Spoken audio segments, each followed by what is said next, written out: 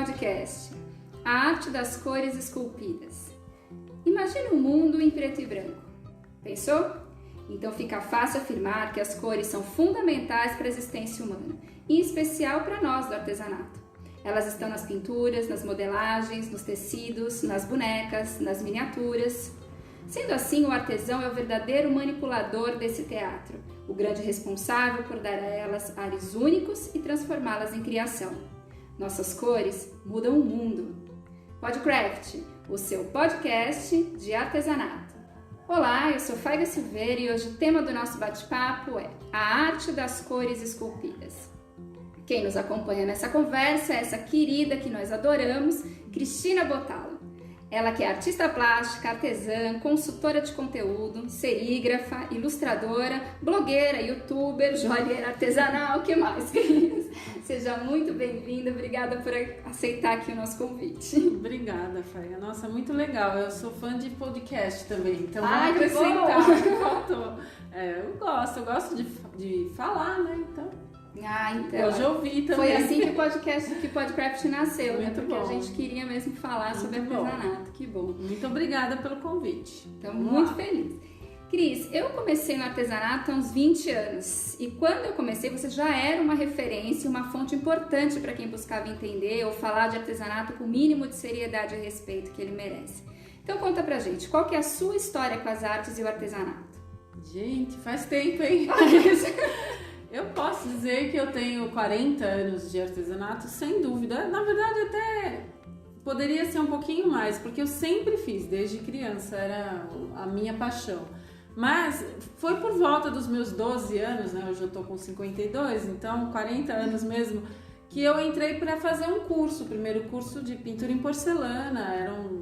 Eu queria fazer alguma coisa de artesanato e minha mãe achou que era o melhor caminho, porque na época era o que se fazia, era mais bacana, né? Pintura em porcelana quente, super legal.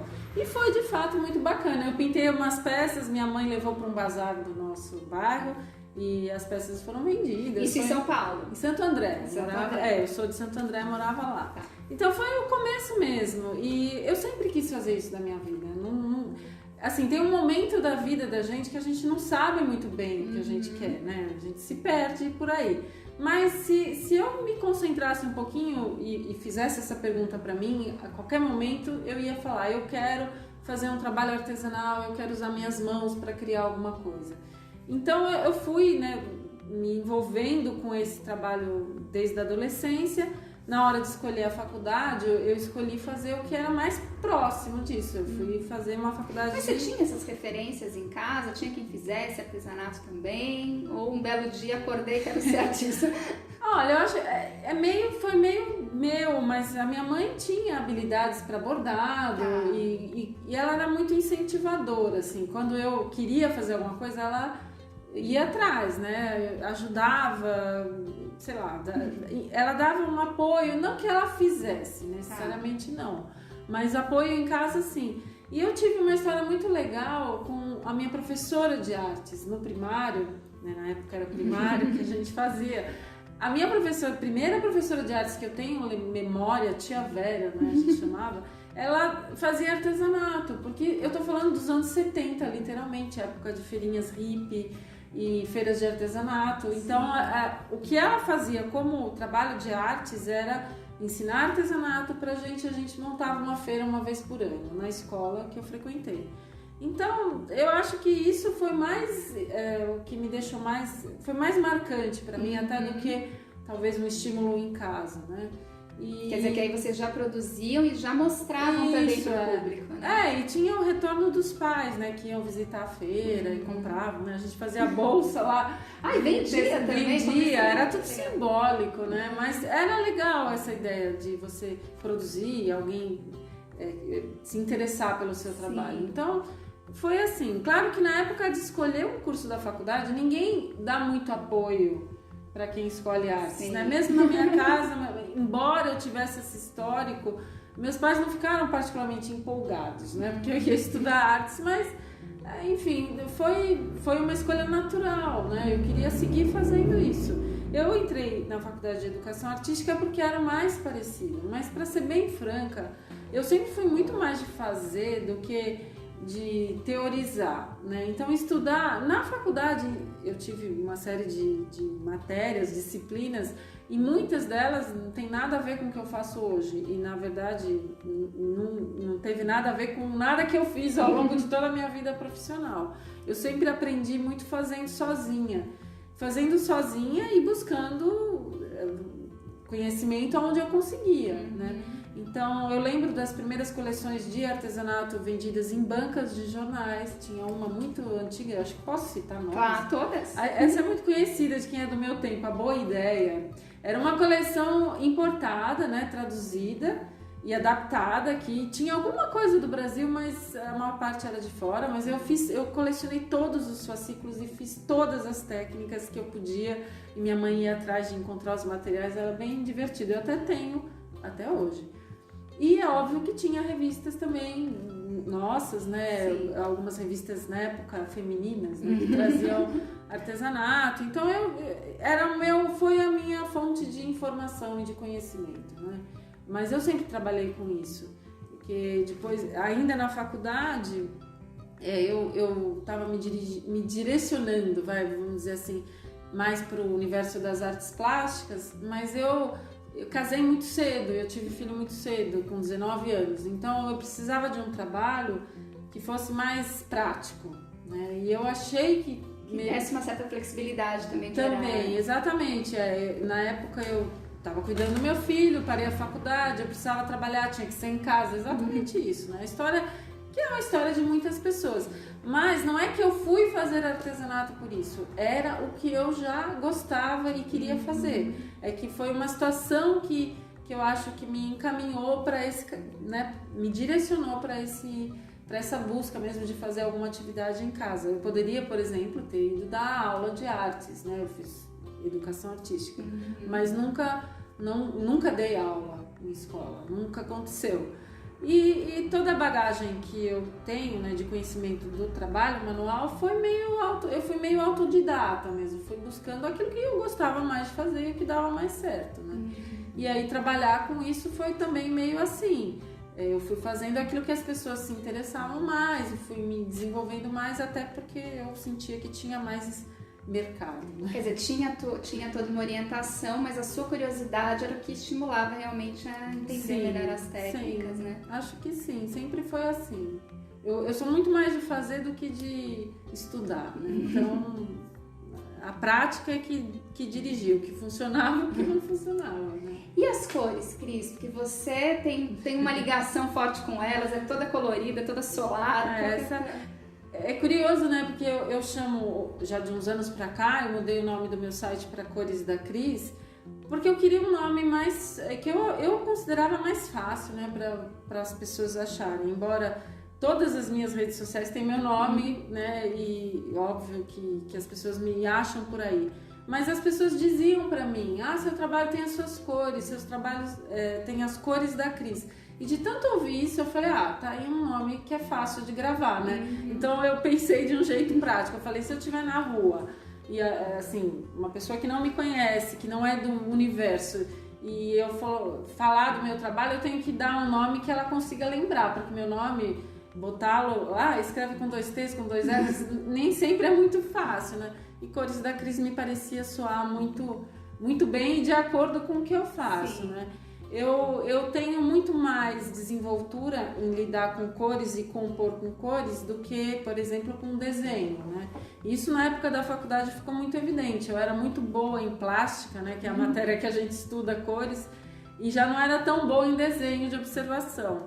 Até que eu tive um professor ótimo que falou assim, mas você desenha com as cores, então tá tudo certo. Aí eu adorei, né? Eu falei, bom, é esse caminho que eu vou seguir. Então, usar cores... E levar, né, também. Quando você ensina, você também passa muito disso, Isso, né? Exatamente. Eu acho que talvez tenha sido mais fácil para mim entender as coisas, né? Enfim, uma composição através dessa questão da combinação das cores, e sendo assim mais fácil, é mais fácil também para eu passar isso adiante, né? Então, a importância das cores no meu trabalho é total, né?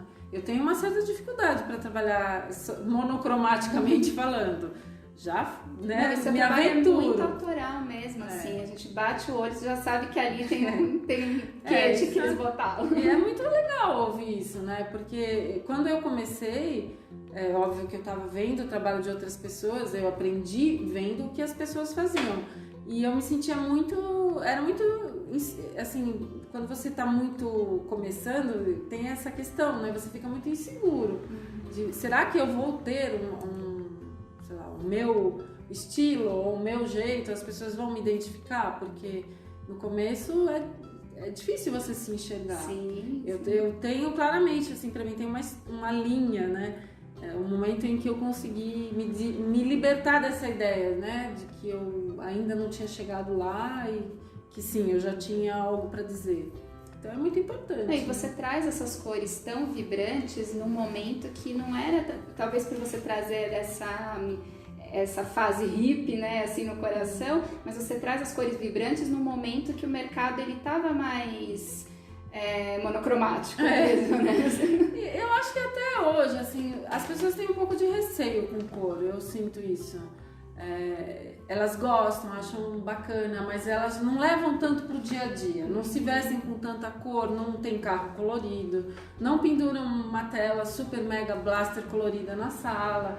As pessoas, eu sinto muito isso, posso estar enganada, mas eu acho que elas têm, em geral, bastante receio com relação à cor, coisa que eu não tenho, eu nunca tive. Assim, não é difícil para mim escolher entre algo super colorido e algo preto e branco, por exemplo, não desmerecendo essa combinação que é muito bonita, sim, né? sim. Mas é muito natural que eu pinte as paredes com cores diferentes, que eu queira ter um carro colorido, por exemplo, estou citando exemplos bem aleatórios, né? E meu trabalho reflete tudo isso. Sim. Agora, o que eu acho, assim, que é muito importante quando as pessoas quando eu vou ensinar, né? Ou quando as pessoas me perguntam sobre esse tema, é desmistificar, tirar o medo. Não existe cor que não combina. Não existe cor que não combina. Isso aí é uma ideia muito errada. Todas as cores podem ficar em harmonia com todas as outras. Tudo é uma questão de talvez pesar a intensidade de uma com a quantidade de outra, por exemplo. Né? De repente, se tem uma cor que é extremamente vibrante, pulsante, você vai colocar lá menos. Aí você coloca uma quantidade maior de uma cor que é mais neutra. Né? Mas não tem por que duas cores não se combinarem, ou três, ou quatro, ou todas. E isso vai acontecer testando, como você fez a vida toda, né? Não pode ter medo, as pessoas não podem ter receio. E assim, eu acho que quando isso fica evidente, né, a pessoa percebe, sei lá, no resultado de um trabalho, ela vai se animar a trazer isso para a vida, né? Para outras situações. Porque as cores têm esse poder mesmo de mudar o teu estado de espírito, eu né? acho, completamente. Para mim eu sou uma pessoa de luz diurna, né? E de sol, eu preciso, né? Dessa energia que vem da luz mesmo, do que é vibrante. Eu tenho necessidade disso, então acho que isso fica, de certa maneira, está refletido. Não só no seu trabalho, certamente. Cris, você trabalhou muito tempo como consultora de produto para a indústria de insumos para artesanato, né? Isso requeria que você transitasse com uma certa tranquilidade por diferentes técnicas artesanais. Eu queria saber quais são elas, porque aqui vale incluir, gente, que a Cris, ela teve aulas com as antigas mestras do artesanato, entre elas Dona Norma Nonato, do Bauer Manelai. Isso. Que deu a ela a técnica de raiz, né? Então eu queria saber quantas técnicas você trabalha e quais delas você começou a executar por causa do trabalho com a indústria. Olha só, né, que essa experiência de trabalhar dentro de uma fábrica de materiais, né, e principalmente de tintas, né, que foi o meu primeiro trabalho, posso falar, né? Foi a Acrylex, né? Foi na Acrylex. Eu trabalhei com outras também que eu vou colocar na linha cronológica, mas a primeira foi a Acrylex. Imagina você e trabalhar, uma pessoa que gosta de cores, trabalhar numa fábrica de tintas, né? Enlouqueci. A primeira coisa... da banana com macaco. A primeira coisa que eu queria fazer era aumentar o catálogo de cores da linha principal, né? De tintas, que no caso da Acrylex, de tintas para tecido, né? Aí foi muito legal também, porque eu tive um choque de realidade, né? Tipo assim, não é tão simples aumentar o catálogo de cores, não não funciona assim, né? Porque tem toda a questão comercial. Então, antes de entrar um pouco mais na questão das técnicas, eu vou falar dessa experiência, né? Trabalhar numa fábrica foi muito legal para mim. Primeiro porque eu vinha já da experiência de ter o meu ateliê e sempre trabalhei sozinha. Então, de repente você está trabalhando com outras pessoas, foi o meu primeiro emprego, até com carteira de trabalho assinada. Porque era uma fase em que as empresas elas realmente investiam num profissional para fazer teste de seus produtos, Isso, né? As empresas, claro que esse é um segmento muito restrito e tudo, né? A gente não tem inúmeras, mas existem algumas fábricas aqui e sim, havia, como acho ainda há, essa necessidade. A empresa precisa ter um profissional lá dentro que use os materiais, que aplique, que saiba não só sugerir como aplicar, mas que entenda, né, o que acontece quando funciona ou quando não funciona, o que dá errado, o que não dá, para poder até dar uma resposta para o consumidor, né? Então foi muito importante para mim ter esse momento, uma oportunidade de entender como é trabalhar numa estrutura de uma empresa, com outras pessoas, com outros departamentos. Então, eu cheguei com essa vontade, né? Eu quero chegar aqui no ateliê e enfim, fazer o que eu quiser. E óbvio que não é assim. Primeiro a gente tem que... Era a mente da artista sendo burocratizada. Então, mas foi legal, foi bom. Foi bom entender quais são as dificuldades, as questões comerciais, né? Que não é só fazer um produto simplesmente, né? Tem toda a questão, levar esse produto para o consumidor, dele atender ou não a expectativa. Na verdade, a fábrica vende para o lojista e não para o consumidor final, mas a gente tinha que pensar nos dois, né? Tanto no lojista como no consumidor. Então foi muito rico assim poder entender a logística toda que está por trás para você fazer. Por exemplo, eu queria aumentar a cartela de cores.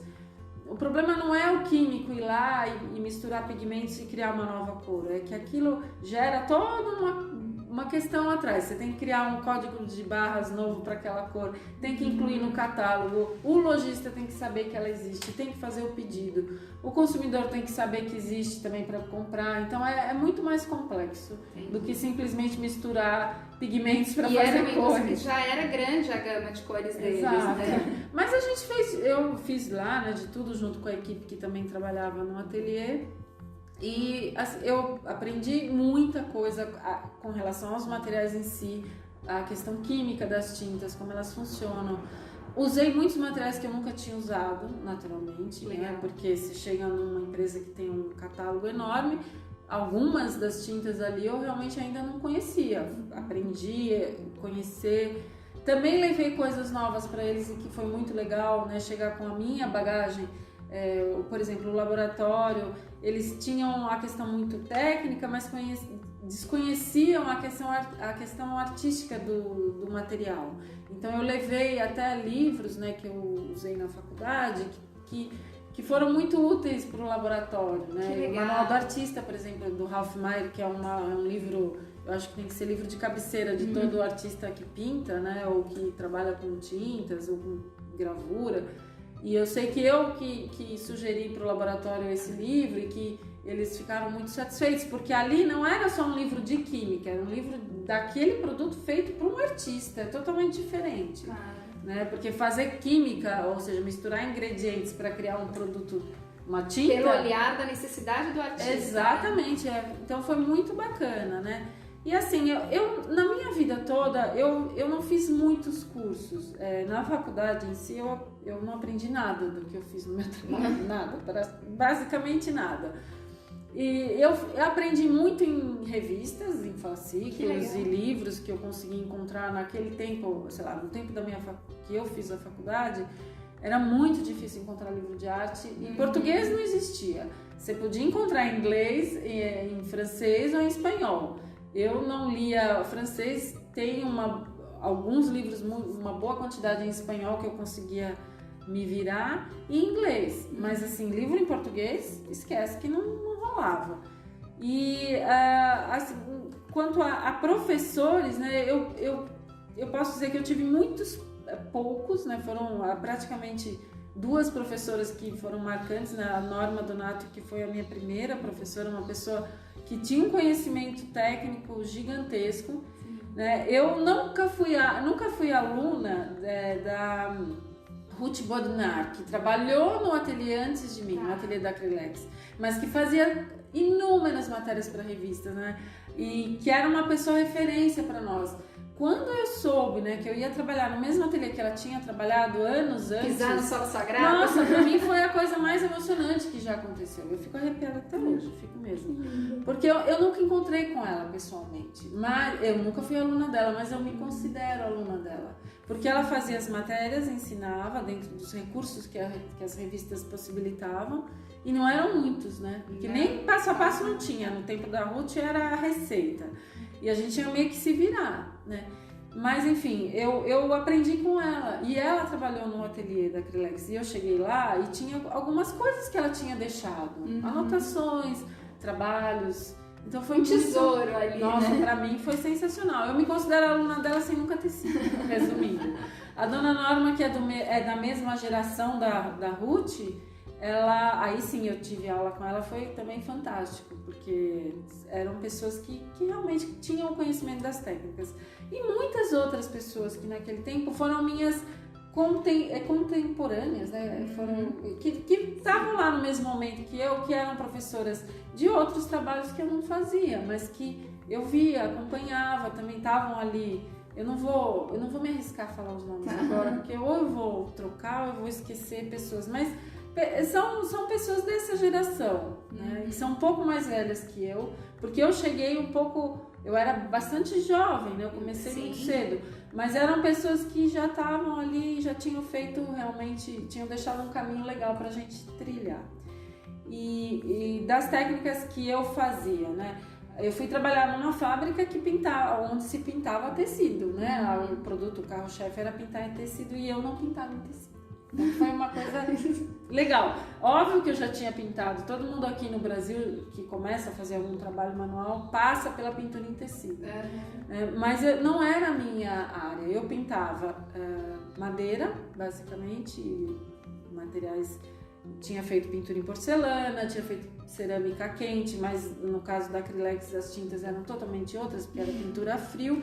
Então quando eu cheguei lá e tinha toda aquela necessidade de pintar tecido, eu me apavorei um pouco, mas foi muito bom, porque logo que eu usei lá os materiais e pude experimentar, eu entendi como eles funcionavam, entendi a necessidade da empresa de também trazer algo novo, né? Porque o que se fazia e já era mais convencional, né? Eles talvez não precisassem, eu talvez não fosse contribuir tanto, mas eu podia levar algo novo, né? Então foi bacana que eu comecei a trabalhar com estamparia em tecido, pintura em seda, né? Fazer uma pintura um pouco mais solta, né? Sair daquela questão a pintura porcelanizada, por exemplo, isso é coisa de velho, né? Quem é jovem nem sabe, mas o tecido era pintado no estilo da pintura em porcelana. Sim. Como eu tinha começado pintando porcelana, eu conseguia aplicar aquilo no tecido, mas nunca foi a minha praia, assim, não era a minha técnica Não, e reza a lenda natural. que muita gente começou a fazer pintura porcelanizada num pano de prato, por exemplo, por ser mais barato que a tela, certeza. Né? Porque não conseguia fazer na tela, então aqui questão de custo.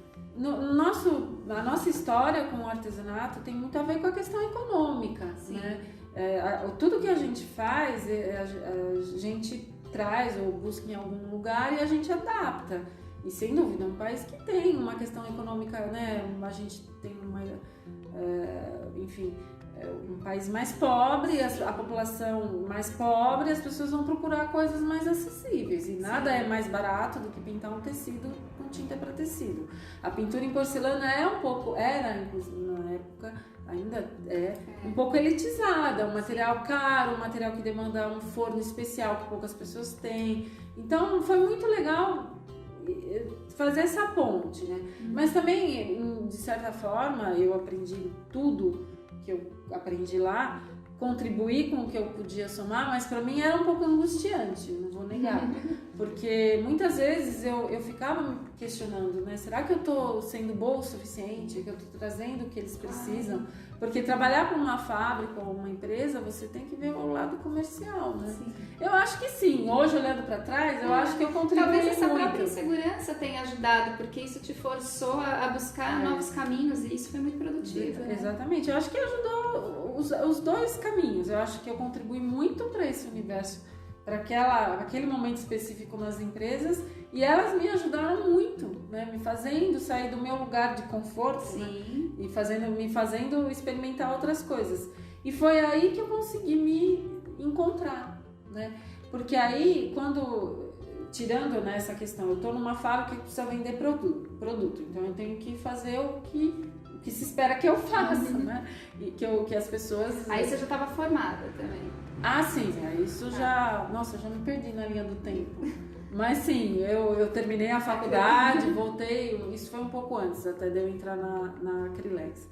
E então, quando eu me coloquei, né, nesse momento, podendo contribuir para esse mercado, que eu era uma consumidora também, né? Sim. E aprendendo com eles o que eu aprendi, aí eu consegui encontrar o meu caminho.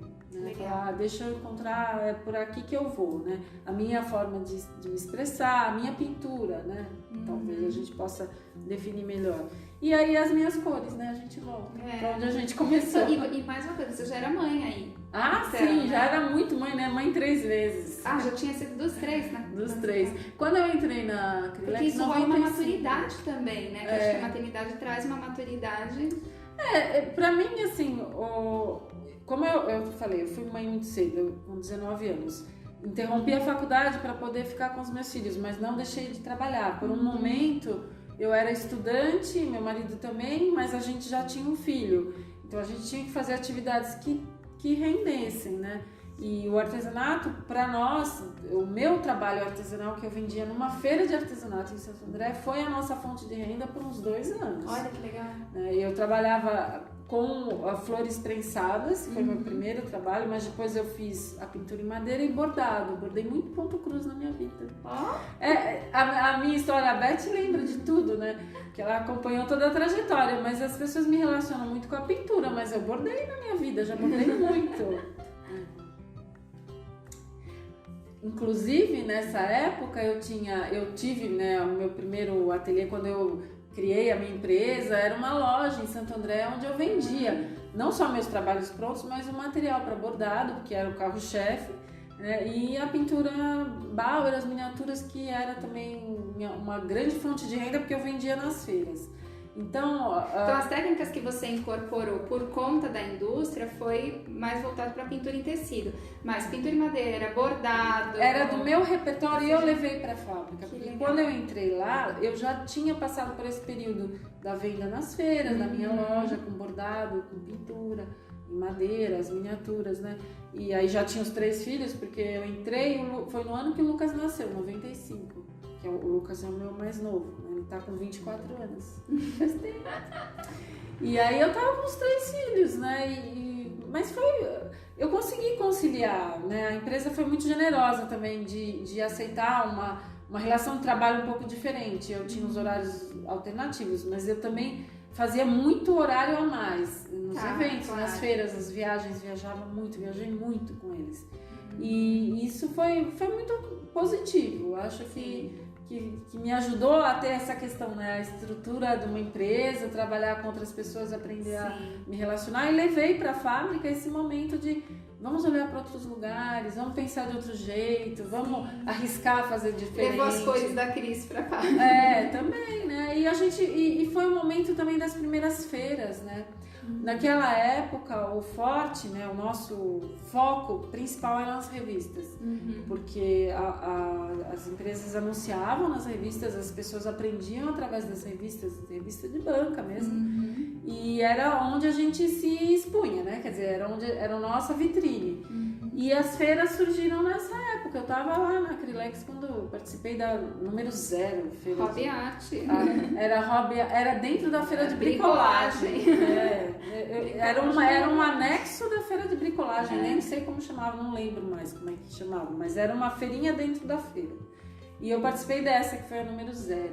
Dando aula pela Acrylex, assim, foi a primeira empresa que montou aula lá. Teve exposição, foi uma loucura. Em feira. E foram anos, assim, foi muito bom. Eu tenho muita saudade daquela época, fui muito feliz no meu trabalho lá. Eu tinha dias assim que andava e falava, nossa, eu sou uma pessoa feliz, eu faço o que eu gosto, estou onde eu estou. Por isso que tem essa pele, essa cara de menina, gente. Com um filho mais novo, com 24 anos de idade. Eu acho que fazer o que a gente gosta é fundamental. Agora, também, às vezes, nem sempre é assim. Eu já fiz coisas que não eram exatamente o que eu gostava. Eu falo isso porque senão a pessoa tá aí ouvindo a gente e vai ficar frustrada, vai falar, eu nunca vou ser feliz na vida. Não é isso.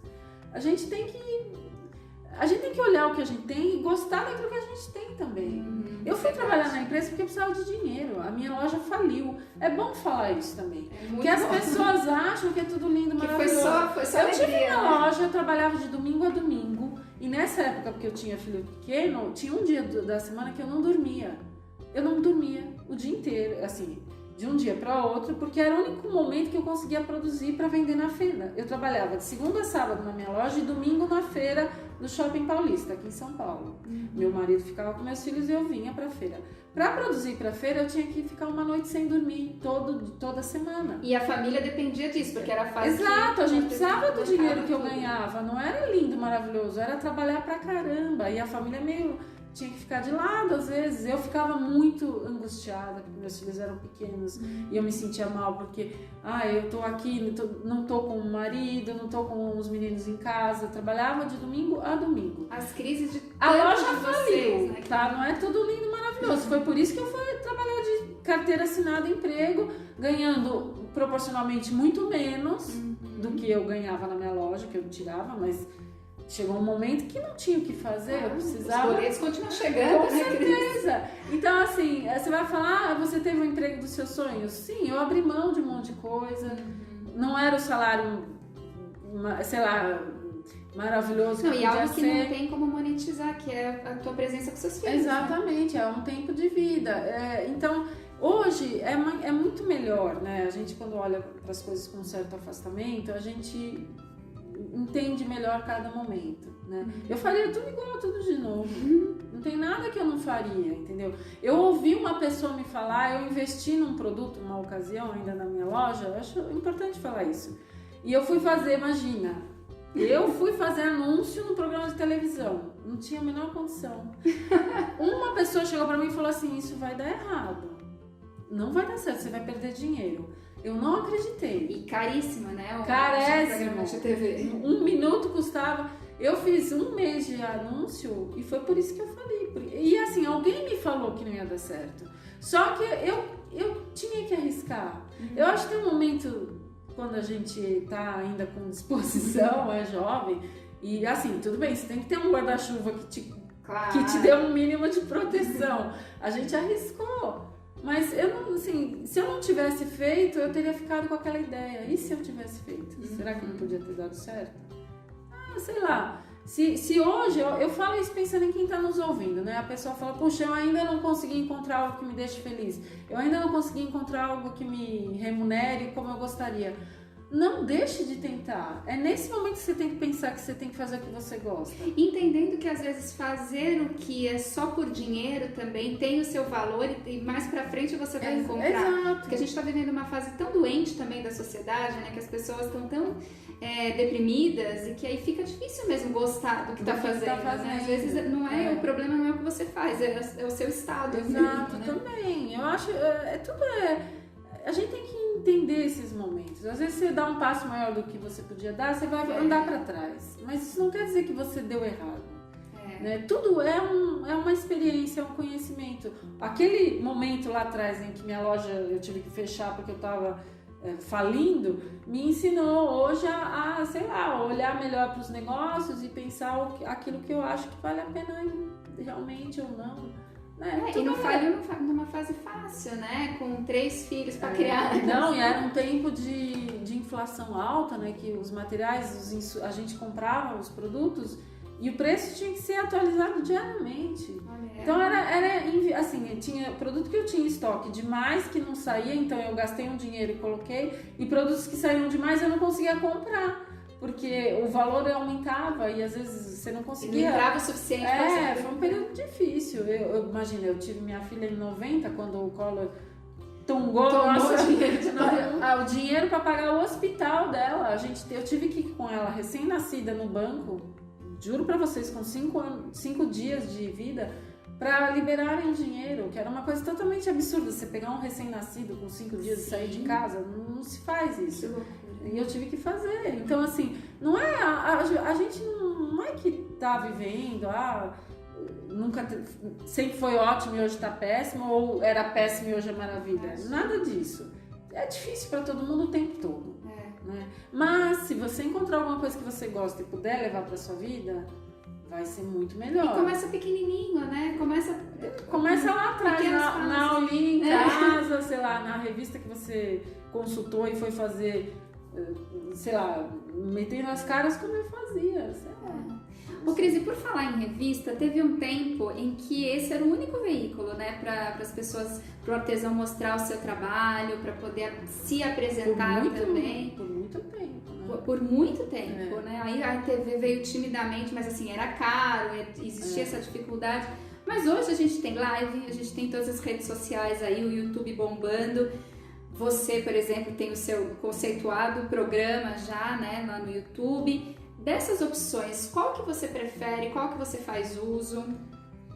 Olha, eu vou falando de revista, né? Foi muito importante para todos nós, para todas nós, e até para as pessoas que estão aí começando hoje, elas nem imaginam, né? Mas tudo começou nesse segmento. Eu tenho minha coleção de revistas antigas, até hoje eu olho, consulto. Quem está ouvindo pode não saber, mas não existia internet. Não existia internet. Imagina, internet, nem se sonhava com isso.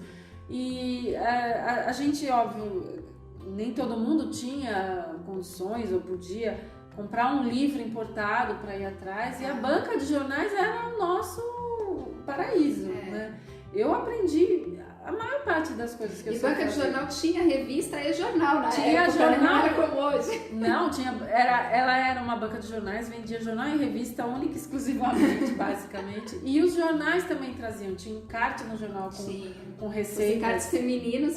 Infelizmente tinha essa conotação mesmo ruim, né? Ser a coisa focada para a mulher que vai se ocupar de fazer um trabalho manual. É uma pena, mas teve tudo no seu tempo, eram outros tempos, né? Então, realmente, as revistas tiveram uma importância muito grande. A TV, quando começou, eu pude participar do início, né? Não do início até, eu vou me retratar. Teve um período nos anos 70 em que haviam, sim, os programas femininos na TV que tinham trabalhos artesanais, inclusive no tempo da Ruth, na Acrylex, chegou a ter um programa, acho que na TV Bandeirantes, que eu não acompanhava, mas eu sei que tinha. Então, já tinha aparecido assim um ou outro programa de tentativas, mas eram programas de TV aberta e emissoras menores, aqueles horários alternativos. Então, não era alguma coisa assim que teve uma grande repercussão. Mas, enfim, a gente tinha o segmento das revistas, aos poucos surgiram, né, alguns programas de televisão, mas a revista sempre dava o suporte, né? Porque a televisão ia lá e soltava, também era tudo imediato e, enfim... Não tinha nível de cassete, não dava pra gravar. Mais pra frente surgiram, né, DVDs, e eu mesma fiz vários DVDs de técnicas, mas enfim, a revista, ela pegou essa fase da TV e continuou. A fase do DVD, mas ainda assim ela continuou, né? Até que hoje, sem dúvida, a internet tomou conta disso, né? A gente pode fazer revista virtual. É uma questão até... Porque é mais, sei lá, ecologicamente correto, não tem papel, embora o papel, né, ter o objeto ali faz toda a diferença, mas eu acho, né, pelo menos porque eu sou foi a minha formação. Mas sim, existem muitos canais para a gente se instruir hoje, para a gente ver, pegar referência, e mais do que nada, a internet conecta as pessoas, liga as pessoas. Eu posso dizer que a maior parte das coisas que eu faço hoje de trabalho, as exposições que eu participo, que eu fico sabendo que existem, os cursos são todos os caminhos, né, foram feitos através do universo virtual. Sim. Né? Eu acho muito útil. Eu gosto muito de ensinar, então gravar meus vídeos e dar as minhas aulas é, sem dúvida, uma das atribuições aqui mais importantes para mim. Tanto que de 2015 para cá, eu decidi deixar de trabalhar como consultora de empresas. O meu último trabalho como consultora foi em 2015 e foi o ano que eu decidi fazer uma mudança. Eu falei, não, agora eu quero focar no que eu quero fazer, eu quero criar o meu conteúdo para mim, porque até então, né, eu sou consultora para outras empresas, eu crio conteúdo para eles. Por mais que eu tenha liberdade para fazer o meu trabalho, e fui tendo cada vez mais. Sim, a Acrylex foi a primeira empresa, depois eu trabalhei muitos anos na Corfix, que me deu muito mais liberdade. A Corfix, embora seja uma empresa menor, foi onde eu tive condições de me expressar ainda mais. Foi quando eu realmente pude soltar, né, minhas cores, vamos dizer assim. Então também foi um período muito importante para mim trabalhar com eles. Eles me deram esse espaço, né? Depois eu trabalhei para Pincéis Tigre, fiz trabalhos muito legais com o material deles que eu gosto muito. Trabalhei para empresas de adesivo, de caneta, empresas de materiais de fora, né, japoneses, empresas nacionais. E o último trabalho foi no Clube do Artesanato, da Fitas Progresso, que eu cuidava também do site deles, do conteúdo do site, do blog. Foi muito legal. Já foi um pouco mais difícil para mim como artesã, porque eu não trabalho muito com fitas, né? Então foi um desafio. Mas um belo dia você também não trabalhava com pintura em tecido, exatamente, né? Mas nesse último trabalho também eu fiz contato com muitas outras artesãs que eram realmente especializadas nisso, e eu fazia mais uma ponte entre todas, né? Mas foi muito legal. Mas a partir desse ano, né, 2015, eu decidi, eu vou investir no meu canal de vídeos, porque eu quero criar o meu próprio conteúdo. E foi também quando eu decidi, nesse momento as revistas mesmo já não estavam acontecendo, porque eu fiz muitas revistas, tenho a maior parte delas, e muitas eu não tenho, porque eram tantas matérias que eu não consegui guardar todas. Né? Mas enfim, nesse momento, né, em 2015, ou seja, de 5 anos para cá, eu decidi que eu não ia mais fazer, por exemplo, aparições em programas de TV por uma questão muito prática. Tá mais difícil você circular, eu já me custa mais porque eu gosto mais de ficar quieta no meu canto. Eu acho que o tempo tem que ser mais otimizado, e para você ir num programa de TV, às vezes você tem que dispor o dia inteiro. Sim. Né? E também porque agora eu decidi que eu quero fazer aquilo que eu quero. Então eu quero ensinar aquilo que eu acredito, aquilo que eu sei fazer, aquilo que eu acho que vale a pena. E quando você está fazendo, por exemplo, uma pauta para uma TV, você vai atender a expectativa deles. Né? Então vinham às vezes umas pautas, umas sugestões assim que eram meio atravessadas. Assim. Porque tem que respeitar essa questão que antes era burocrático lá da indústria, agora a TV ela também tem, exato. Né? O que atende ao público. Porque, por exemplo, não, pintura eu não vou dar porque o mês passado eu dei muita. Então hoje a gente só quer fazer modelagem. Mas eu não faço modelagem. Sei lá, eu tô dando um exemplo, mas estava acontecendo muito isso comigo. As pessoas vinham me procurar para fazer as pautas e eram coisas que não... Aí eu meio que decidi, falei, não, então eu vou investir no meu canal. Se é para eu criar um trabalho do nada, se é para eu produzir uma forma de ensinar isso, um passo a passo, né, para mostrar em vídeo, eu vou fazer sozinha. Então, no meu canal, e vou ver o que acontece. E eu acho que o resultado para mim foi muito satisfatório. O meu canal, eu nunca fiz divulgação assim de propaganda e tudo, as pessoas procuram porque me procuram. E eu divulgo só nas minhas páginas. Eu acho que eu venho cada ano aumentando um pouquinho. Pra mim tá bom. E é gratuito, né? O que também permite que as pessoas possam te acessar a qualquer momento e aprender. Hoje eu acho que eu tô com quase 380, eu não sei se são 350, 380 vídeos. Tem vídeo pra caramba. Desde de lá pra cá é um por semana que eu posto, mas eu já tinha... O que não mudou é que a moça trabalha muito, né? Mas é assim, aí que cai naquela história, você faz o que você gosta, então você nem percebe que você está trabalhando. Mas eu já tinha uma série de videoaulas, né? Então o canal de vídeo já era algo que vinha o meu canal é de 2010. Já são 10 anos, né? Tem uma estrada aí, tem não aniversário aí. Eu às vezes passa a data, eu nem me dou conta. Mas eu ia comentar uma outra coisa que eu não sei se eu me perdi. Você me perguntou mais alguma coisa? Não, era disso, de quais desses qual que eu gosto mais? Eu acho assim, teve um episódio em 2015 que também foi muito marcante para mim. Talvez tenha sido a grande última matéria para a revista que eu fiz. Eu posso falar de revista aqui, dando nome? Tudo. Esse espaço é teu. Eu fiz uma matéria que eu gostei muito, foi muito bacana, que foi uma matéria do novo Bauer Malerai para a revista Make, na ocasião. A revista agora ainda não está mais saindo, mas da editora, né, com a Rita Paiva, e ela me propôs uma pauta que ela falou: Cris, você pinta Bauer, né? Você faz o Bauer. Eu tive aula com a dona Norma de pintura barroca, depois eu fiz aula com a dona Carmen Osterni de Bauer Malerai tradicional, isso no começo dos anos 2000. E aí então ela falou: eu quero fazer uma matéria na Make, 2015, foi 5 anos atrás. Eu quero fazer uma matéria sobre Bauer, mas eu quero um novo Bauer, não quero nada desse tradicional que você já fez. Aí eu falei: como assim, né, Rita? Ela falou: não sei, se vira. Sei, se vira, artista é você. Se vira. Eu quero o Bauer, a pincelada do Bauer, a florzinha do Bauer, mas eu quero uma coisa totalmente nova. Então ali foi muito, o momento foi muito feliz, né? Em 2015, no começo do ano, eu decidi que eu ia deixar de trabalhar com as empresas. Eu mudei de ateliê e vim pra cá. Também foi um ano muito triste, porque minha mãe estava doente, foi o ano que a gente perdeu minha mãe, e eu precisava ter mais tempo para ficar com ela. Então eu decidi mudar meu ateliê, porque eu vim para um lugar mais perto da minha casa, para ter mais tempo para ficar com ela.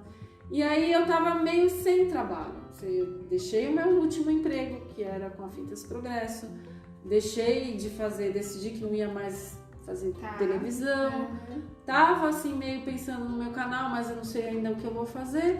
E aí vem essa proposta da Rita de fazer a matéria, de mexer com tudo e colocar você para criar de novo. Isso, a partir de uma coisa que tinha sido a minha história. Quer dizer, uma das primeiras técnicas que eu fiz foi pintar madeira, mas eu tinha que desconstruir aquilo e fazer outra coisa. Apesar de ser sua história, te tirar da tua zona de conforto de novo. Então foi sensacional. Aí eu fiquei basicamente o primeiro semestre do ano inteiro só trabalhando nessa matéria. E foi muito legal, gostei muito, acho que o resultado ficou muito bacana. E aquilo despertou. Mais uma coisa que eu gosto de fazer. Aí assim, me deu mais vontade de gravar as aulas, gravei as aulas, né? Foi no final de 2015 que eu lancei o canal Cores da Cris mesmo com os novos vídeos. E aí essa ideia ficou fermentando, né? Então, quais são os meus principais canais hoje? Sem dúvida, o canal de vídeos, né? O blog eu continuo alimentando. Meu blog também é bem antiguinho, né? Ele é, do jeito que ele tá, acho que ele é de 2007. Eu já tive um outro ainda anterior. Eu tive um site, meu primeiro site foi em 1999, 98, talvez. Eu lembro que na época eu estava na Acrylex e eu tinha um site. Naquela época poucas empresas tinham. E um dia a moça do marketing da Acrylex abriu a porta do ateliê assim e falou: você tem um site? Eu falei: tenho. Ela falou: você tem um site? A Acrylex não tem um site. Eu falei: tudo bem. E vamos fazer um pra cá. Aí ela começou a desenvolver, mas eu falo isso porque, claro, tem gente que imagina que isso sempre foi assim. Não, teve um momento que tudo começou. E eu comecei antes, então meu primeiro site era aquele formato de página mesmo, que ele não era, eu não sei como é que fala, ele não tinha, você não andava de um lugar pro outro. Ele era fixo. Eu não sei como é que era. Ele era bem diferentão, porque era totalmente estático. Mas a gente tinha, por exemplo, como é que chamava o MSN que a gente conversava? O Messenger. Não, era um... Não, o ICQ. Que a gente marcava um horário para as pessoas se conectarem, né? E a gente conversava. Eu fiz isso. Salas de bate-papo. Salas de bate-papo. Então, assim, dinossauro total aqui. Né? A gente foi passando por todas as etapas. Então, só para não me desviar da sua pergunta, sem dúvida, hoje todo o meu trabalho está direcionado para as redes sociais. O canal de vídeos no YouTube, as páginas, né? O Instagram, o Facebook. Mantenho o meu blog ainda com formatinho antigo porque eu gosto. Né? E o site, que é mais um portal, né? Que lá dentro do site tem o blog, tem o canal de vídeos e tudo mais. Mas o site é mais uma página mesmo para conseguir se localizar, na verdade, para as pessoas encontrarem, né? Exatamente, é uma plataforma para reunir tudo lá. E assim, eu acho muito bacana você poder hoje a internet proporciona isso. As pessoas têm é muito democrático.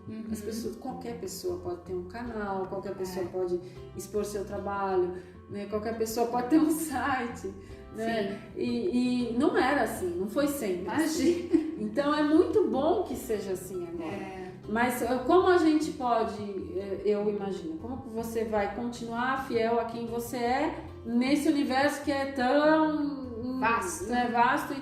É justamente esse o segredo, continuar sendo fiel a quem você é. Não adianta você olhar para tudo e querer fazer o que as outras pessoas estão fazendo. Não vai funcionar. Eu até, confesso, eu evito um pouco olhar demais o que está pegando. Eu não sei se isso é uma qualidade ou um defeito, mas eu faço isso mais como uma forma de me preservar. Talvez seja porque você já se encontrou, né, Cris? E quem está em busca ainda precisa de referência. Pode ser. Eu não sei, talvez seja até ruim falar isso, mas o que eu acho que as pessoas buscam é encontrar coisas, como é que eu vou dizer? Fugiu a palavra. Que sejam significativas, que tenham... Enfim. Eu acho que para você conseguir se colocar nesse universo, né, tão vasto de tantas verdades, né, todas as pessoas têm a sua história para contar ou alguma contribuição, né, ou enfim, a sua bagagem para apresentar, você só vai realmente se sentir satisfeito se você estiver sendo fiel a quem você é de verdade, né? E aí dessa forma legitimando, né, o seu trabalho. Então eu procuro fazer isso. Eu quero seguir né, a minha linha. Eu me encontrei, já sei que caminho trilhar. Não importa muito a técnica, se eu vou pintar, ou se eu vou fazer gravura, se eu vou fazer joia. Eu tenho que seguir nesse caminho que é a minha expressão. Só assim eu sei que eu vou conseguir meu espaço. Porque se eu vou olhar muito que as pessoas... não, mas hoje as pessoas estão gostando muito de trabalhar com tecido. Se não é pra mim a minha maneira de me expressar, não adianta eu tentar pegar isso de fora e colocar aqui, que não vai funcionar. E as pessoas vão perceber isso. Sim. Né? Elas vão olhar e vão falar, isso não tá encaixando muito bem, não tá dando resultado. E assim, né? Hoje você tem esse trabalho que é tão autoral, mas um dia você começou aí tateando. Então, não é todo mundo que vai abrir a caixa de Pandora e de repente, né, que vai... Eu acho que o tempo... Desculpa te interromper, né? Mas o tempo ele é tão importante, né? Porque ele mostra isso pra gente.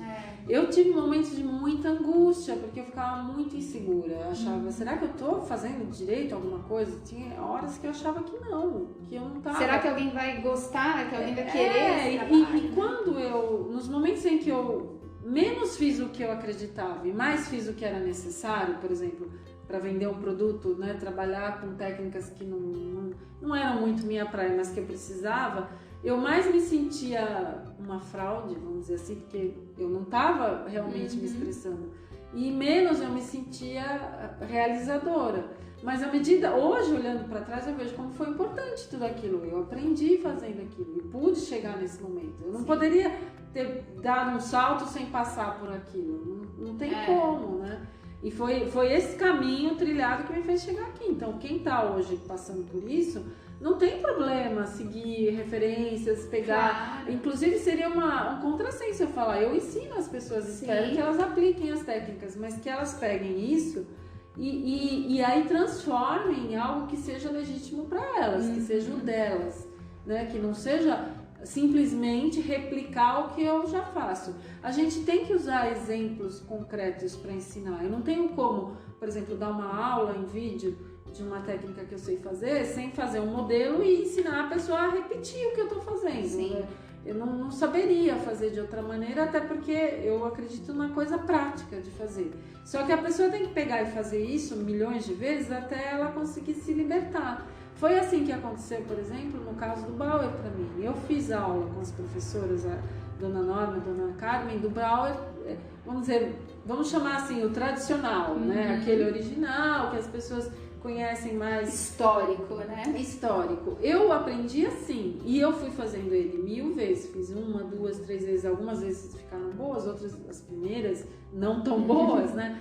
Mas aí foi isso que me fez ir me aprimorando até chegar no momento quando a Rita me pediu uma Você coisa tinha segurança nova suficiente para poder... que saiu, senão seria impossível, né? E esse trabalho, inclusive, ele foi tão bacana, né, na revista, que deu frutos, né? Gerou frutos. Que vem aí o meu livro. Eu vou lançar um livro em que eu falo do Bauer, que não é o novo Bauer, né? Seria é um pouco pretensioso falar isso, novo, mas é mais pela questão de contemporizar. Não, contemporizar não. É muito mais pela questão de contextualizar, colocar no momento de agora. Mas ele tem mais a ver com o Bauer, que é meu.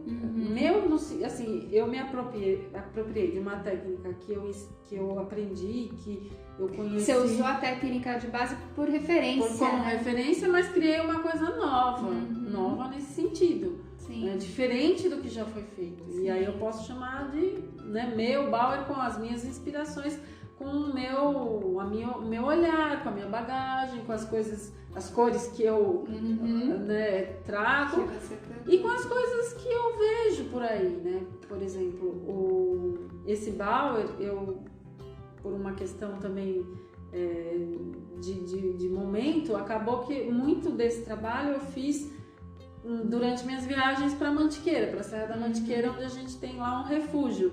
E foi muito do que eu encontrei de motivos ali para me inspirar, eu trouxe desse momento, de viver nessa Inclusive, região. muito do livro foi feito lá na Mantiqueira. Foi feito lá, então eu consegui fazer, para mim é muito bacana isso.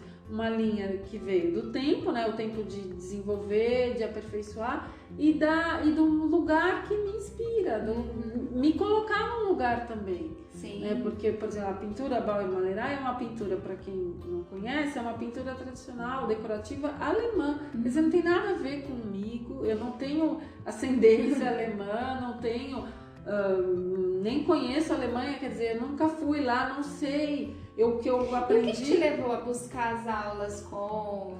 É que a técnica em si é uma técnica que teve muita repercussão, né? Eu acho Você acessou primeiramente pelas revistas e depois foi procurar curso. Na verdade, a primeira mesmo vez que eu vi foi num livro até. Um livro traduzido, alemão, traduzido para o espanhol, que eu encontrei numa Bienal do livro. Achei o máximo, assim, porque ela é muito... É uma técnica muito didática também, muito fácil de você reproduzir. Tem uma história linda, né? Mas... se a gente for ver, o Bauer nada mais é do que a pintura decorativa, né, floral, ela existe em todos os países europeus, tem, cada um deles com algumas diferenças. Não é uma coisa só. Mas o caso do Bauer foi por causa do pós-guerra, não foi? Que eles usaram para decorar as portas, as mulheres usaram para decorar. Na verdade, todo momento, o Bauer, ele é do século XVIII. Tá? O Bauer, essa pintura decorativa, né, floral, é do século XVIII. Não é exatamente da questão. Em alguns países sim teve a ver com guerra, mas era mais um momento em que as populações deixavam o campo para morar nas cidades. E aí o que acontecia? A pessoa no campo, ela tem raízes com o lugar, com as árvores que ela vê, com as flores. E ela encontra raízes naquele contexto, né? Quando a pessoa vai para a cidade, quando começaram a surgir, né, as populações também estavam se organizando mais nas cidades, até por uma questão de necessidade, elas se sentiam um pouco, vamos dizer, tudo aquilo que vinha da história, do lugar dela se perdia. Então elas levavam para casa na cidade aquela tradição do vilarejo, daquilo que a família dela cultivava. Então, assim, pintar flores que ela via no jardim, na casa dela agora. Então decorava o móvel, decorava a porta, decorava o ambiente. O que tinha, né? Com o que tinha à mão e usando aquela referência daquele lugar. Por isso que eu falo, Bauer, o alemão ficou muito conhecido, mas toda a Europa tem. E com algumas mudanças, naturalmente, porque os países são diferentes, as histórias são diferentes. Mas e por que é importante para nós? O Brasil tem uma formação europeia, a gente também vivenciou isso aqui. Né? Então não tem a ver diretamente, mas tem a ver com toda a nossa história ocidental, né? Da formação aqui do nosso país. E eu acho que o Bauer é uma técnica que ela foi muito difundida de certa maneira, porque acabou sendo fácil você colocar para uma pessoa que nunca pintou uma didática para aprender e pintar, né? Então eu acho que ela é muito acessível, né, para qualquer pessoa. Existe uma didática, uma maneira de segurar o pincel, é um tipo específico de pincel, é um tipo específico de pincelada que permite que você chegue num resultado diferente. Isso tem muito a ver com você, né, Cris? Você me corrige se eu estiver errada, mas aparentemente você sempre teve essa preocupação de tentar, de mostrar, passar as técnicas de uma maneira fácil. De não parecer que a pessoa tinha que ser, eu tenho que ter um dom, eu tenho que ser, não, ser exercitando e com um pouco de técnica a gente chegar lá. Embora eu tenha começado a ensinar até antes mesmo de entrar nas empresas, né, foi antes meu primeiro projeto, foi uma série de apostilas que eu vendia pelo correio no tempo de reembolso postal. As pessoas tinham que te escrever pedindo. Você mandava pelo correio um catálogo, nada de internet, nada. Gratidão a quem fazia isso, né? Nossa, porque era difícil a gente conseguir. Mas tinha, sabe que eu sinto saudade, viu? Esse negócio de ir no correio, abrir a caixa postal toda e pegar. Nossa, era bom, era bom. Então, meu primeiro projeto era uma coleção de 12 apostilas em que eu ensinava. O que eu fazia ali? Nada mais do que eu aprendi nas revistas e nos fascículos onde eu aprendi. Né? Então, a preocupação em ensinar e ser claro é porque foi assim que eu aprendi. Eu pegava um papel para ler, com algumas ilustrações, mas era isso. Então, tinha que ficar clara a informação, senão como é que a pessoa do outro lado ia conseguir reproduzir? Então, essa preocupação de fazer algo que as pessoas possam... Quando você fez os fascículos, já era passo a passo? Era passo a passo de texto, nem era com foto. Eram as receitas. Eram receitas, porque aqui, os recursos eram limitados, né? Era uma produção independente, não dava para ter foto de passo a passo, não. Foto de passo a passo já era um passo além, era uma coisa mais avançada. Mas enfim, a preocupação em fazer algo que que seja acessível é porque é a minha história. Se tudo fosse muito complicado, eu talvez nem tivesse seguido adiante. Né? Então eu acho importante. E também a experiência na fábrica foi muito legal. Como a gente dava aula para grupos enormes de pessoas, com diferentes graus de conhecimento. Exato, né? Muitos nunca tinham feito nada. Se eu chegasse lá com uma coisa impossível de fazer, só ia gerar frustração. A pessoa ia falar, não, isso não serve para mim, vou embora. A gente queria vender, né, produto e vender a ideia de que a pessoa pode aplicar, então tinha que ser acessível e o resultado tinha que ficar bom e tinha que ser rápido. Então isso tudo eu acho que me ajudou, a minha experiência profissional. Tanto essa da revista que tá lá, que você tem que conseguir seguir uma receitinha, como você poder passar isso para todo tipo de público, né? Mas isso resgata tanto, né? Uma coisa que é importante do artesanato é que o artesão ele é generoso, né? Porque é preciso também que você, como artesã, tivesse esse entendimento de não querer gerar a frustração no outro para poder adaptar o teu conhecimento, né? Eu acho que a gente aprende muito mais ensinando, né? Quer dizer, você está ensinando uma pessoa, ela vai aprender, mas você vai aprender muito mais, porque essa pessoa vai fazer alguma coisinha diferente que vai te dar uma luz, vai falar, nossa, é verdade, olha só, do jeito que, sei lá, essa pessoa segurou, o pincel ficou mais fácil e o resultado ficou melhor. Então, é uma troca, você aprende muito quando você ensina. E não existe nenhum problema em multiplicar o conhecimento, a não ser que ele vai crescer. Quem não gosta de divulgar o que sabe, é uma pessoa muito insegura, que não está tão certa de que ela tem conhecimento assim, ou que ela tem algo para contribuir, porque ela não quer abrir mão, então porque ela não está certa do que ela vai ser aí não tá necessária. Né? Exatamente. Então, nossa, eu vou completamente em outra direção. Todo o conhecimento que você pode multiplicar, ele volta para você triplicado. É uma coisa incrível, né? Ô Cris, entrando nessa seara aí, assim como a gente aqui do canal, você é uma grande defensora da educação, né? De ensinar e aprender sobre arte, sobre artesanato. Então, seja buscando aí nos livros, nas revistas traduzidas, enfim, cada coisa no seu tempo. Sempre que possível, você fala sobre isso, estimula as diferentes formas de aprender de forma séria, respeitosa. Então, quais são essas maneiras que quais são os caminhos hoje disponíveis para aprender artesanato com essa seriedade, assim? Olha só, né? Eu contei para vocês a história da minha professora de artes, a primeira, que me fez entender que fazer artesanato era algo que era possível, né? Ela montava feira de artesanato, os pais iam lá, os nossos irmãos, né? E tinha aquela troca. Então, isso foi muito importante. E foi dentro de uma escola. Então, assim, como não achar que a escola é o caminho para tudo? Eu nem teria como. Seria um contrassenso se eu não acreditasse nisso. Verdade. Mas, além disso, né? Eu, por muitos anos, me considerei professora, mais do que qualquer outra coisa. Porque nesse trabalho que eu fiz por muitos anos, foram 20 anos trabalhando para a empresa, eu tinha que ensinar as pessoas a usarem os produtos. Então, eu, por muitos anos, se me perguntassem, eu pedisse para preencher uma ficha de hotel, eu ia colocar professora, porque eu me considerava. Eu continuo me considerando hoje, graças ao meu canal. Então, de que outra maneira eu poderia continuar fazendo isso se não fosse através desse canal de comunicação direta que eu tenho, que a internet proporciona, né? Então, para mim, sem dúvida, continuar trazendo, né, o que eu sei fazer nos vídeos é o caminho que eu pretendo. E você defende que artesanato é diferente de artes manuais. Essa é uma polêmica. Vamos fazer polêmica? Não, esse é um assunto para muitos podcasts. A gente podia, né, quem sabe um dia vocês fazem uma conversa com mais pessoas, porque eu acho que renderia. Eu gravei um vídeo no meu canal, porque além das aulas, né, que eu dou, eu gravo vídeos com as minhas bonecas que eu coleciono, e vou confessar, eu comecei a gravar com elas porque eu precisava de assunto.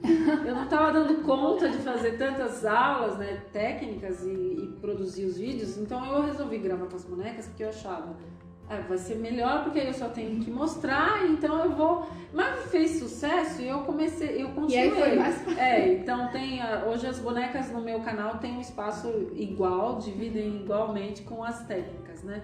Mas eu gravo uns vídeos também que eu falo sobre inspiração e sobre arte, né? E eu gravei um vídeo em que eu faço esse questionamento, né? Como você sabe, como saber, né, se o que você faz é um artesanato ou um trabalho manual, uma arte manual também, como pode ser chamada. Eu acho que muitas vezes a gente confunde essas duas coisas. Para mim, o artesanato, ele tem um valor igual ao da arte. O artesanato é uma expressão de um artesão, né? Mas ele não deixa nada a desejar em relação ao artista, né? E, inclusive, o artista, eu acho que ele incorpora um artesão, dependendo da maneira que o artista encontrou. Como a gente estava falando aqui nos bastidores, né? Não existe o chefe de cozinha sem o cozinheiro, né? Exatamente, quer dizer, nem todo artista necessariamente é artesão, porque o artista ele pode ser, sei lá, performático, então ele é um ator, ele pode ser um músico, né? Mas se ele trabalha, se é um artista plástico, como a gente pode chamar, ou enfim, artista visual também, como se hoje é mais abrangente, né? Mas em geral ele é também um artesão, porque ele tem que pegar um material e transformar. Isso define o artesão. O artesão é uma pessoa que transforma uma matéria-prima com as mãos, num trabalho 100% manual, e que tenha a bagagem dele. Quer dizer, o artesão tem que trazer na sua obra, né, na sua produção, alguma coisa que tenha a ver com aquilo que diz respeito à sua origem, à sua cultura, à sua formação ou à sua expressão artística. Tá? Então, por exemplo, eu não sou uma pessoa, eu não moro num lugar que tem, por exemplo, uma matéria-prima específica, eu não sou de uma cultura diferente, eu moro numa cidade, eu trabalho com materiais que eu compro em lojas e não que eu encontro nos arredores, por exemplo, eu não pego palha de coqueiro porque é o que tem aqui para trabalhar, eu vou numa loja e compro material. Então, como que eu, sendo essa pessoa urbana, me posiciono como artesã? Porque toda a produção que eu faço, manual, com o meu trabalho 100% artesanal, de transformar uma matéria-prima numa peça que envolva beleza e utilidade, às vezes as duas coisas, não necessariamente, mas a beleza, quer dizer, o aspecto estético tem que estar presente e a peça pode ou não ser utilitária. O que diferencia é que eu coloco nessa peça a minha bagagem expressiva, aquilo que eu uso para me expressar e me posicionar no mundo. Então, o meu traço, o estilo de desenho que eu faço, as cores que eu costumo trabalhar. Então, isso é um trabalho artesanal, é um artesanato. Trabalho manual, eu considero aquele trabalho que a gente faz com as mãos, né? A gente transforma uma matéria em outro objeto usando as mãos, manualmente, mas não necessariamente esse trabalho expressa a minha arte, não necessariamente ele tem a ver com a minha cultura, ou com a minha bagagem, ou com a minha formação. Então, por exemplo, se eu pegar uma receita de patchwork, vou dar um exemplo qualquer, né? Eu não sou uma artista que eu não me expresso através do patchwork, eu não sou uma artesã do patchwork, mas se eu pegar uma receita e seguir, vou lá comprar os retalhos de tecido, cortar e fizer uma costura e montar uma almofada, esse é um trabalho manual, porque eu segui os passos de um trabalho artesanal, eu peguei uma receita... Dá pano pra manga mesmo, né? Porque, por exemplo, o patchwork, que foi o exemplo usado, ele é uma técnica que tem uma história toda, né? Mas se aquele que tá fazendo não vive essa história, então, naquele caso específico, é arte manual. Mas não só o patchwork, isso vale para qualquer coisa, vale para um objeto pintado, vale para uma bijuteria, vale para uma peça de roupa, para um vaso. Pra pensar mesmo. Por exemplo, eu não sei, eu acho que é uma coisa realmente polêmica, a gente tem que tentar refletir. Algumas das técnicas que eu coloco no meu canal, eu até nomeio como trabalhos manuais. Porque são técnicas que eu aprendi, que eu incorporei, que eu estou ensinando, mas não necessariamente está ali o meu trabalho autoral. Não necessariamente. É um exemplo. Nesse caso, eu considero um trabalho manual, uma arte manual, que não é menor, não é menos importante. Claro. É só conceitual. Conceitual. Né? Eu acho que isso seria legal a gente entender essa diferença, inclusive porque isso valoriza o artesanato. Sim. O artesanato, ele ganha status de arte, porque não existe essa diferença. O que é arte, o que é artesanato? Houve inclusive um tempo em que o artesão se sentia menor, né? Porque aí ficava só a parte da graduação, né? Que diferenciava. Eu já ouvi várias definições. Já vi gente falar que você só pode se autodenominar artista plástico ou se você tiver um diploma de artes plásticas ou se você participou de um salão reconhecido pela Associação de Artistas Plásticos. Quer dizer, isso é uma coisa tão subjetiva. Eu, em primeiro lugar, sinceramente, eu acho que uma pessoa só pode ser considerada artista por ela mesma. Isso demorou pra mim. Eu não era o tempo todo, eu não me sentia artista o tempo todo. Tanto que eu não me apresentava assim. Talvez as pessoas que me conhecem há mais tempo vão perceber e vão lembrar, a partir desse momento ela começou a falar assim que ela era uma artista. Eu me apresentava como professora. Aí um belo dia eu olhei para todo o meu redor, entendi tudo que eu faço, todas as coisas que me acompanham, falei, é verdade, eu sou uma artista. Mas ninguém vai te dar esse diploma. Você, esse diploma, esse título, esse entendimento. Você tem que entender isso. Qual é o meu papel hoje? O que eu faço na minha vida hoje? Eu me expresso através de diversas técnicas artísticas, não só uma.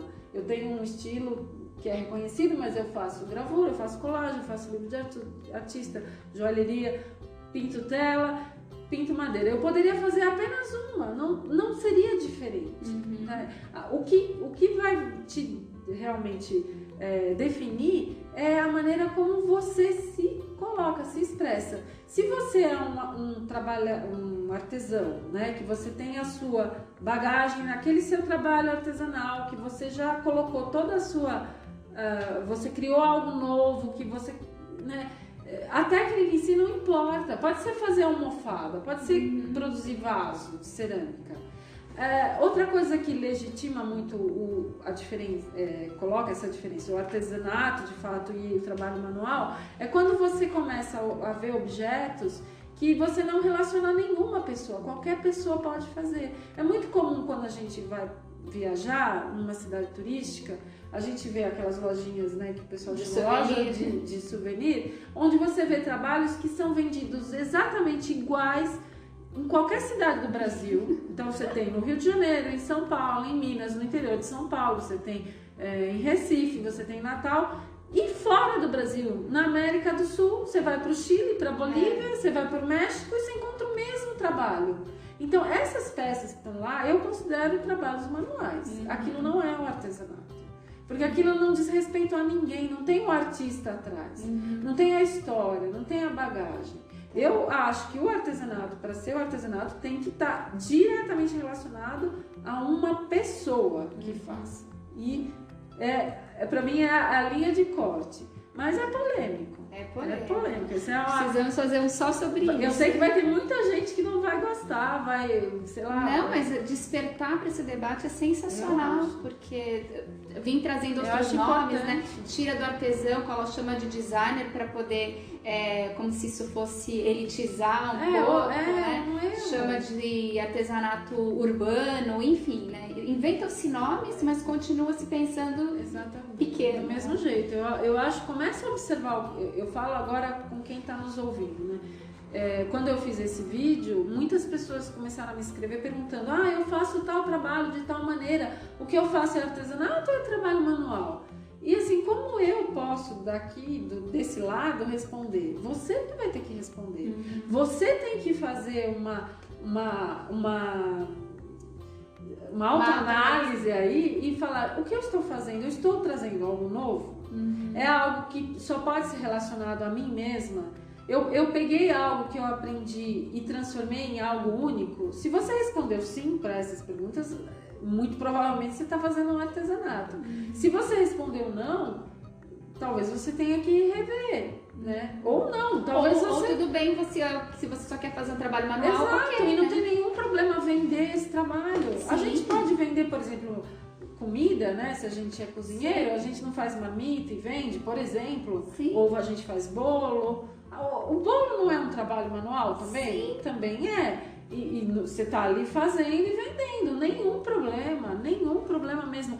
Outra situação também é a pessoa que faz um trabalho manual como uma forma de passar o tempo, uma distração, não tem nenhum problema. Sim. Né? Mas essa pessoa, muito provavelmente, se ela tá, vamos supor, seguindo uma receita de uma blusa de tricô, ela tá fazendo um trabalho manual. Sim, né? Verdade. Então eu acho que a gente tem que ir por esse caminho. E lembrar que artesão e artista, eu acho que é a mesma coisa. Eu também acho. Eu adoro quando eu encontro suporte assim também. Então vamos lá. Já comprei muita briga. O dia que você quiser fazer uma roda de conversa, quantas pessoas vocês quiserem chamar, podem me chamar. E é um debate tão saudável, né? Que só valoriza a nossa artesanato. Cris, lecionando aí há tanto tempo, você já deu aula para adulto, para criança, tem preferência? Qual a diferença de didática? Olha, eu nunca dei aula para criança especificamente, só para criança, já tive turmas com crianças e no tempo da faculdade eu fiz um estágio num colégio, dando aula como professora de educação artística. Não foi uma experiência muito boa, eu não sou muito boa para dar aula para criança, eu acho. Como eu gosto de fazer e quero ensinar aquilo que eu faço, eu prefiro dar aula para pessoas que entendam muito bem o que é e que queiram fazer exatamente aquilo também. Às vezes a criança, eu não tenho didática para isso. Tem pessoas que são muito talentosas para lidar com crianças, não é o meu caso. E aí eu me frustro um pouco quando eu vejo que quem está ali aprendendo não está necessariamente interessado naquilo que eu estou fazendo. Sim. E é só por isso, tá? Mas eu não tenho um público em particular, eu diria que é esse, é o público interessado em fazer especificamente aquilo que eu estou ensinando. Isso dá muito certo, inclusive online, né? Porque aí a pessoa que acessa... Com certeza, né? Com certeza. Cris, você tem um espaço tão rico aqui de referência, que é aqui onde a gente está gravando, inclusive, são cômodos inteiros montados de acordo com as necessidades de cada técnica, é isso mesmo, né? Eu tento manter essa organização. Como que foi pensado esse ateliê, então? Primeira coisa que eu sempre penso quando eu os últimos ateliês que eu montei, a minha grande preocupação era ter um espaço para serigrafia, porque é uma técnica que requer realmente um espaço específico. Precisa ter uma sala escura, precisa ter um tanque com água corrente, precisa ter mesa e um lugar para secar papel. Então eu ocupei primeiro esse espaço aqui, que é a cozinha, né, que seria a cozinha do sobradinho, e o quintal. Depois disso, eu organizei o ateliê com uma sala para fazer as técnicas, vamos dizer, que requerem mais materiais, em que eu uso, por exemplo, costura misturada com colagem, misturada com bordado, enfim, com pintura e modelagem. Então eu tenho uma área para isso, que seriam as atividades que eu considero, né, os trabalhos manuais, vamos chamar assim. E um espaço que é uma escrivaninha, uma mesa para trabalhar com papel, porque aí eu gosto mais de fazer os projetos, desenhar, fazer a parte de colagem, que é mais para ter um espaço limpo, né, para trabalhar com papel. E recentemente eu incorporei a joalheria artesanal, né? Sim. Meu ateliê ganhou uma bancada de joalheria com maçarico e motor, tudo pequenininha, mas já traz muita história entalhada ali. Exatamente. É uma bancada antiga, né? Usada e já veio moldada, né? Eu encontrei na joalheria artesanal, só fazendo um breve... Não, era a próxima pergunta. Então, que bom, né? A joalheria artesanal foi a técnica que eu incorporei por último, faz 2 anos que eu estou fazendo, porque eu sempre gostei muito de joias de prata e um belo dia caiu a ficha, né? Eu poderia aprender, né? Tcharam! A joalheria foi a técnica que eu incorporei por último, né? Faz 2 anos que eu estou aprendendo, porque um belo dia caiu a ficha. Eu sempre gostei muito de usar joias de prata e eu percebi que eu podia aprender, né? Eu vi um artesão, né? O ateliê dele era ateliê loja, ele estava dando aula para uma moça, um ourives, né? Um joalheiro, né? E aí eu olhei aquela cena e falei, gente, eu também posso aprender. Eu não sei porque eu nunca tinha pensado nisso antes, né? Sei lá, acho que eu fiquei tanto tempo pensando em ensinar, esqueci. E teve uma fase que foi o boom, né? Porque que chamavam de design de joias, né? Mas que teve um boom aí, né? Que muita gente saiu da decoração de interiores e foi fazer... Eu acho assim, primeiro, usar um adorno, né? Uma joia, seja um anel, um brinco, um colar, é uma coisa que as pessoas curtem e não é de hoje, né? Sim. Então aí os museus para mostrar que desde sempre a gente se ornamenta de alguma forma, né? Então eu acho que o caminho é muito legal por isso. Existe sim uma procura grande, né, pelas peças de acessórios, né, que chamam joias e tudo mais. A joalheria artesanal em especial me pegou pela questão do artesanato. É um trabalho 100%, né? No caso, a joalheria que eu faço, porque ela é a manual mesmo. Você vai lá modelar o metal, você faz chapa ou faz fio e transforma aquilo em objeto.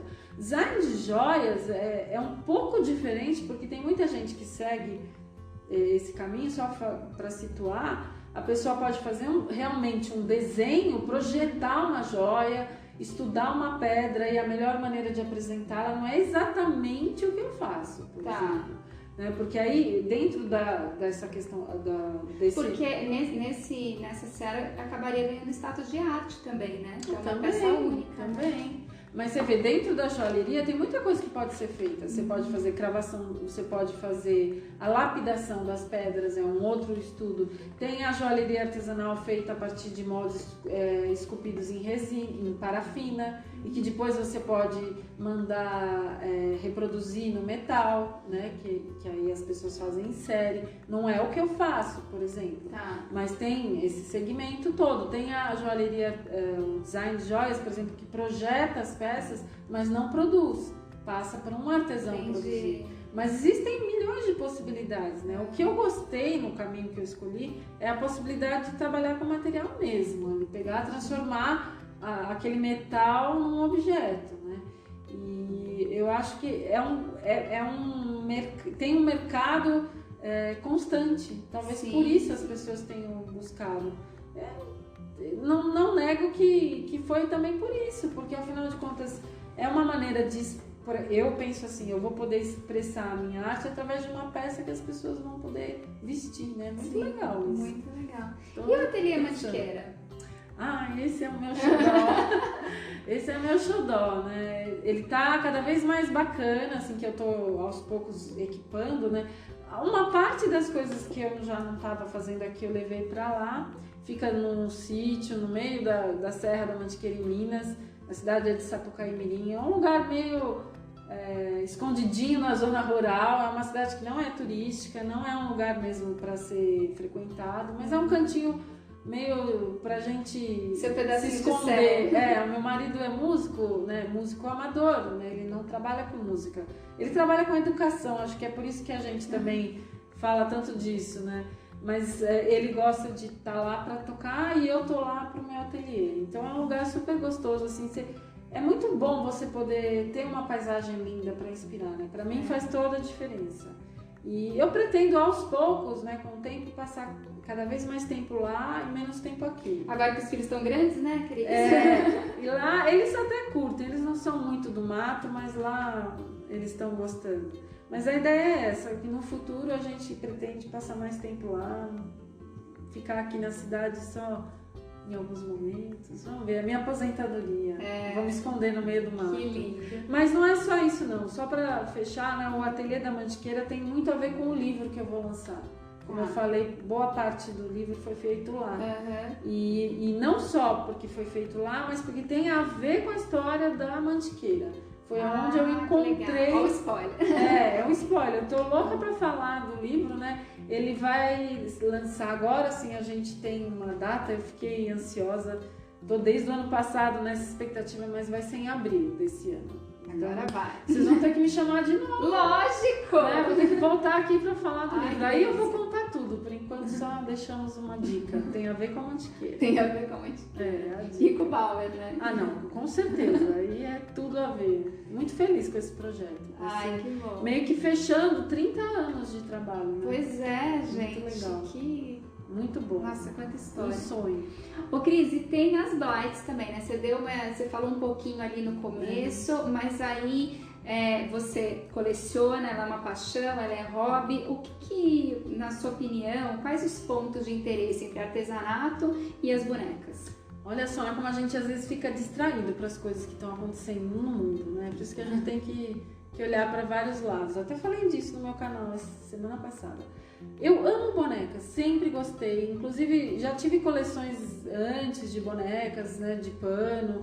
E boneca sempre foi uma coisa importante para mim. Né? Quando criança, só queria ganhar boneca.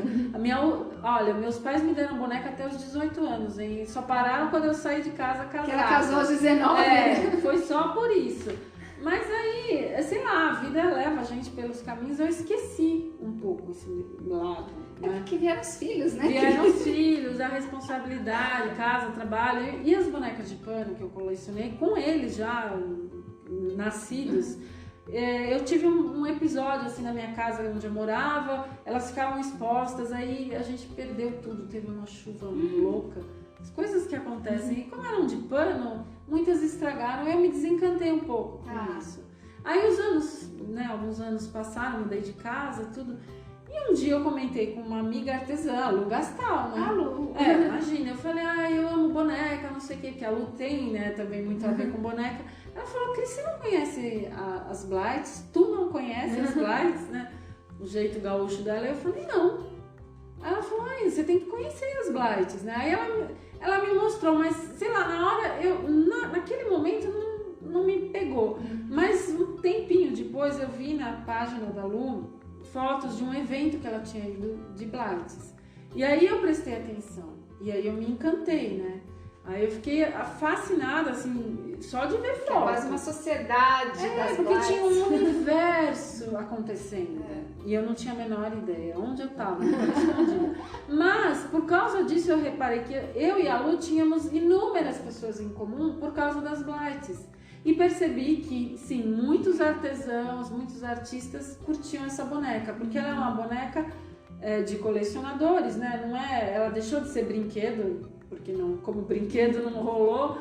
E de fato os artistas e artesãos é que se encantaram porque ela é muito customizável. Então que o artista pega a boneca e transforma em outra coisa, e faz roupa, e muda o cabelo e pinta. Então tem um universo enorme. quando eu descobri as Blights, eu redescobri o meu gosto por colecionar bonecas. E aí eu encontrei as bonecas que eu tive. A Moranguinho, a Kitty, que é uma bonequinha da Estrela pequenininha que eu tinha. A Valentina, que era também uma boneca da época. E aí então eu fui atrás, fui resgatando as bonecas que eu tive e as Blights ganharam As espaço. Blights ressignificaram, só para usar uma palavra da moda. E aí, quando eu lancei o canal, né, o Cores da Cris, e já contei aqui pra vocês, eu precisava de mais vídeos, né, porque eu tinha que gravar muitos vídeos, né, no começo até pra embalar, né, e como faltou, teve uma sessão lá que eu ia gravar, não tinha assunto, eu falei, vou gravar um vídeo com as Blights, e deu super certo. E aí, então, hoje elas têm um espaço grande no meu canal. Metade do canal é dedicado às bonecas, né? E tem tudo a ver com esse universo dos artesãos e artistas, porque somos, né? Pelo poder de transformação. E recentemente eu me aventurei a customizar uma, mas foi ótimo, fiz um curso com a Gi Bianchini, que é uma grande customizadora. Ela é excelente professora, quem tiver, eu vou recomendar, tá? Opa! Ela é muito boa e eu adorei fazer. Eu só não consegui fazer ainda mais por causa do tempo, né? Mas vou fazer. Lá no ateliê da Mantiqueira. Quando eu vou pra lá, que é só pra distração, aí eu customizo. É uma delícia. Ai, gente, essa conversa tá uma delícia, né? Mas a gente tem tanto assunto que é melhor já começar a pautar a próxima edição. Eu falei que eu falei. Mas é uma boa desculpa pra gente reencontrar os amigos, né? Bom, então eu queria aproveitar aqui para ressaltar que a carreira e os trabalhos da Cristina Bottalo podem ser acompanhados pelo seu canal no YouTube, que é o Cores da Cris, pelo seu blog, que é o cristinabotalo.arte.br. Lembrando que Bottalo é com 2 T's, 2 L's e arte é A-R-T, né, com T mudo. Pelas suas redes sociais ou ainda procurando o nomezinho dela aí no Google, que não tem pra ninguém. Tem mais alguma coisa, Cris? Algo que a gente não tenha falado, que você queira acrescentar, algum assunto que queira reforçar? Eu vou fazer aqui dar um impulso pro canal de vocês, muito legal o podcast, eu adoro podcast. Oh, né? Que legal. E eu tenho um canal de podcast também. Olha aí, gente, é multiplataforma. E já faz um tempinho, acho que 2 anos também, acho que eu comecei, já tem uns 2 anos. Mas assim, é um lugar que eu às vezes quero falar de algum assunto relacionado ao trabalho, às vezes não. E é mais prático, né? Sim. Ao invés de escrever ou de produzir alguma coisa, eu vou lá e gravo. Né? E quando eu conheci o canal de vocês, de podcast, eu fiquei muito feliz, porque eu gosto muito e achei muito legal a iniciativa. Nossa, que bacana, um canal direcionado para isso. Né? Então foi um prazer que vocês me convidaram. Fiquei esperando, né? Aí não demorou, vocês demorou. Eu bem que pensei, confesso, a primeira vez que eu vi, eu falei, como assim não me chamaram? Mas podia me chamar, que eu ia gostar de falar, né? Então, quem não conhece também o meu canal, pode visitar. Ele tá no SoundCloud, que é a plataforma do meu podcast. E está só com Cristina Bottalo. Cristina Bottalo, né? Tá ótimo, então. Então vamos pegar esse negócio. Vamos fazer, né? Quem pensa que podcast é uma coisa nova, na verdade tá aí há um tempão, é que agora que o artesanato tá conhecendo. Então, que meus mais filhos, né, só pra situar, os jovens escutam demais. Como eles fazem 1000 coisas ao mesmo tempo, eles estão de fone de ouvido ouvindo o podcast. Mas a aliás, ideia é a dica. Não precisa reservar um momento só pra isso, vai ouvindo enquanto você pro faz seu artesão não trabalho. precisa parar de trabalhar. Não, fica fazendo seu artesanato e ouvindo. É isso aí. Muito bom. Então é isso, gente. A gente fica por aqui. Eu queria acrescentar que se você gostou dessa nossa conversa, que continue acompanhando as novidades do Canal Craft, falando desse assunto que a gente ama, que é o artesanato, e dizer que a gente se vê na próxima semana aqui no Podcraft, o seu podcast de artesanato. Até mais, beijo!